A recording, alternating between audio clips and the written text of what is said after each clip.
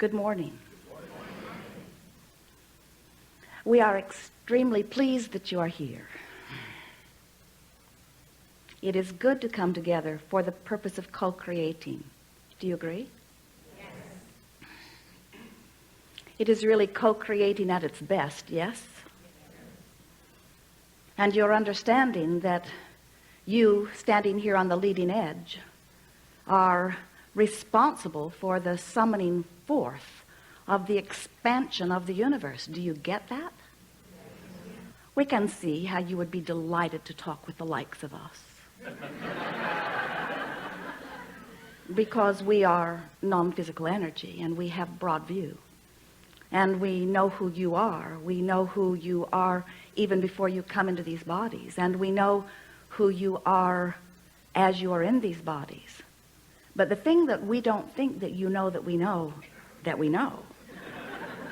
is that we understand who you have really become now that you are in these bodies.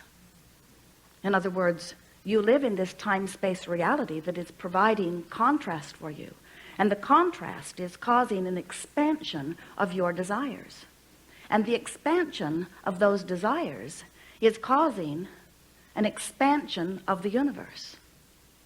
So something that we want to call your attention to is that as you are living your life experience and something is happening which is helping you to identify or to sharpen a desire, that desire is a vibrational reality that becomes in the moment of the contrasting experience which gives birth to it.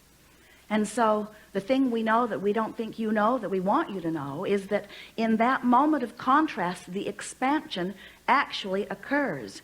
And the part of you that is non-physical, the part of you that is vibrationally like that which is us, goes with that new desire and literally, vibrationally becomes it. In other words, you have expanded in the moment of your knowing what you don't want, because you cannot know what you don't want without the explosion of what you do want happening in the universe. So what we're saying to you is, we become one with that expansion. The non-physical part of you, which is the larger part of you, far and away the larger part of you, the eternal part of you, the non-physical eternal part of you becomes one immediately with every desire in the moment that your contrast gives birth to it. What this workshop is about is the question that so many of you have, and the question that is really a worthy question. Why is it that we're speaking for you, standing in my physical body, don't feel so good? Why is it that there are desires that I know that I hold that are not coming to physical fruition? And we say, it's because those desires have been born and source has become one with them, and it is truly the vibrational essence of who you now are, but you may very likely still be beating the drum that you were beating that caused you to give birth to the desire to begin with. For example, you don't have enough money, something happens which exaggerates your feeling of not having enough money.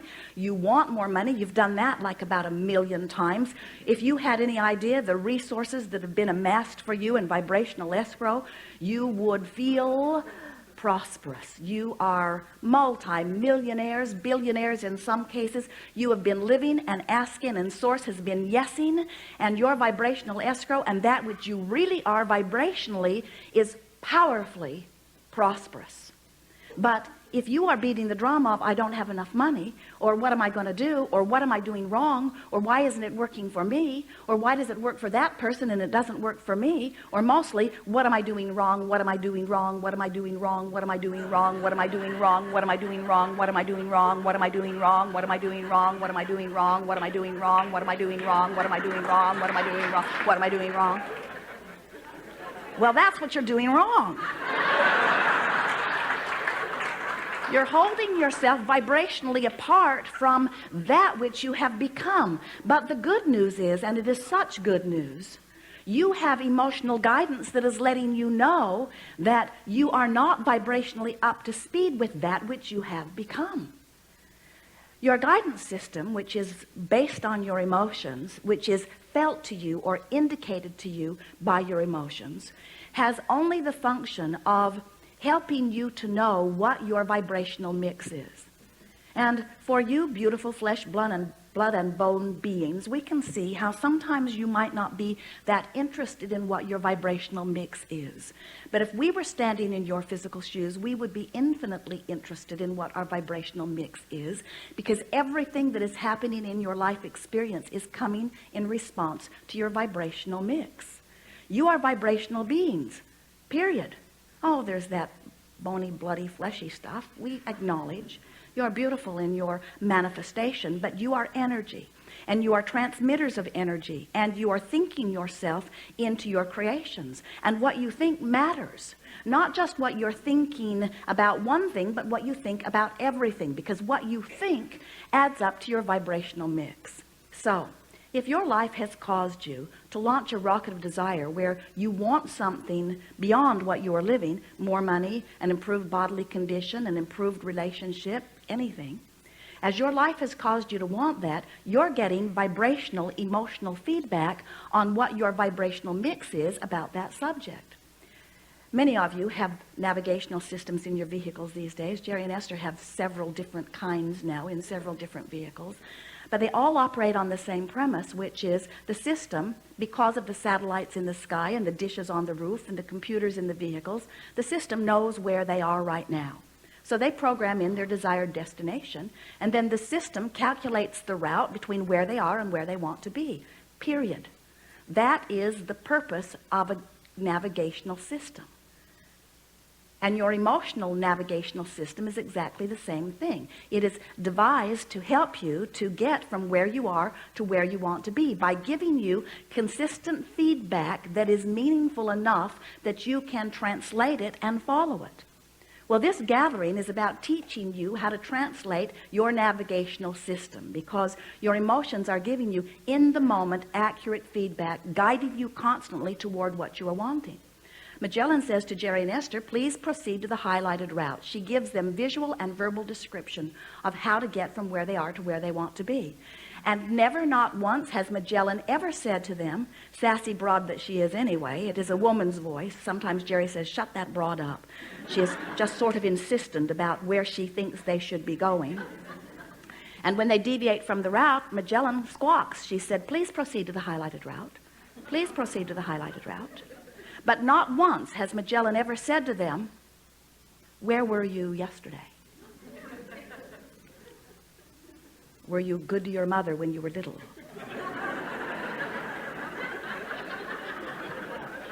I'm not going to tell you today because you didn't listen yesterday.